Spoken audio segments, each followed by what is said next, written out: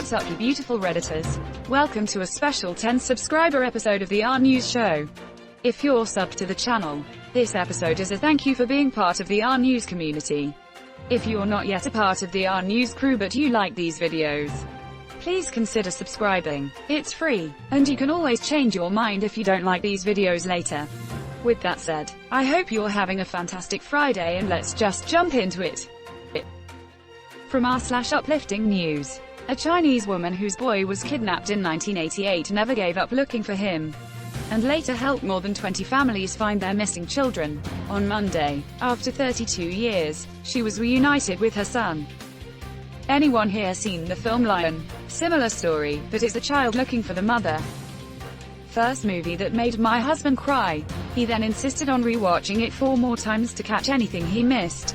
He cried every time he watched it. Then while telling me about it, to this day he can't talk about it without the controllable hiccupy breaths.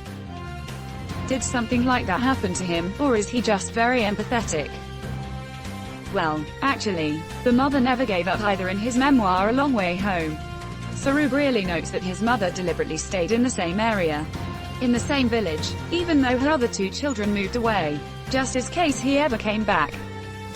My family is also deliberately staying in the same house waiting for my brother, who is missing since the 27th of February 2007. How old was your brother when he went missing? Did he run away? Or was there some other foul play? I hope your family gets to reunite someday. He was 19. He was depressed and was getting better that time. When I came across internet, I read his medical case file and found he was getting treatment for schizophrenia. I hope we will meet him someday. P.S. Sorry for bad English. You're watching the Reddit News show. From r/Uplifting News. When twins Kamari and Kamera opened a lemonade stand, someone questioned if they had a permit to run it. So, they got one, and last week, they had an hour-long wait for lemonade.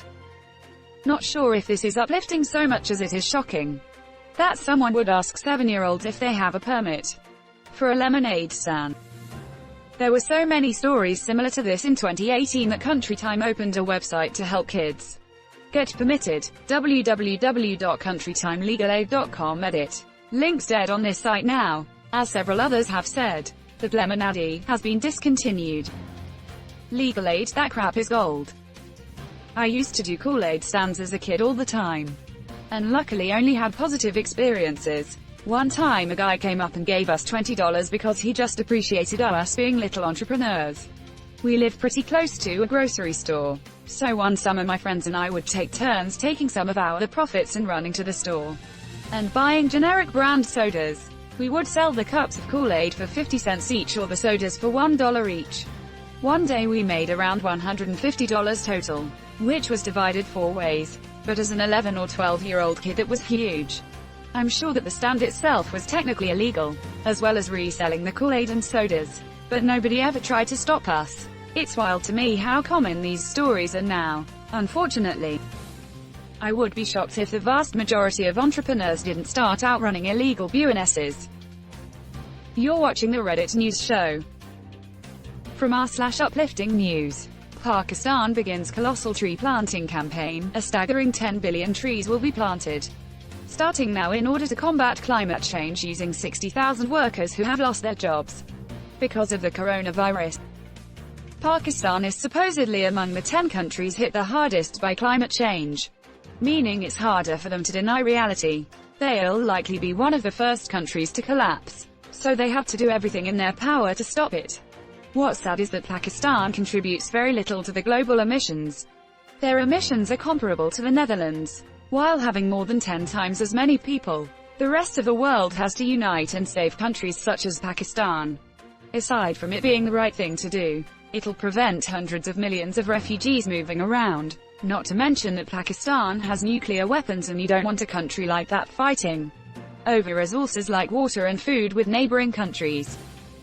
Would be cool if USA did similar, get unemployment, but if you want the stimulus and 600 you can assist with forestry, pick up trash, etc. Rebirth of the CCC, but this time environmental focus. We have catching up to do. Large-scale infrastructure is what recession is great for. If this was done in the US, 6 months in, you'd find out the trees were actually being planted on property owned by a logging company that donated to Trump's campaign or something like that. You're watching the Reddit news show. From r/Uplifting News. Afghan translator who saved US lives becomes a US citizen. Just look at how many soldiers are being deported at the moment. It's appalling, and this feels like a distraction. www.npr.org. You're watching the Reddit news show. From r/Uplifting News. A Tanzanian small-scale miner, who became an overnight millionaire in June for selling 2 rough Tanzanite stone valued at $3.4 million, has sold another gem for $2 million. On Monday he said the money will be used to build a school and health facility in his community. That's actually so cool. TBH, it's nice knowing that his first intentions for his home community is to improve their health and education. If you read the article, at first he said he was going to throw a party. Later he decided to build a school and health facility. No reason he can't do both. TBF, if I became an instant multimillionaire, my first thought would probably be something about myself as well. But it wouldn't be my only though, and I'd do something with it to help others as well. More than 30 children. No wonder he wants to build a school. He has to house all those kids somehow. I am genuinely surprised that the Tanzanian government or some local official didn't try to take the stones away from him. Government can get really creative when it comes to stealing wealth. And that's where we're going to end this special 10th subscriber episode of the RNEWS show. If you like what you saw, leave a like, and if you want to see more of the RNEWS show, hit that subscribe button. This has been the RNEWS show, and I'll see you later for your regular RNEWS show.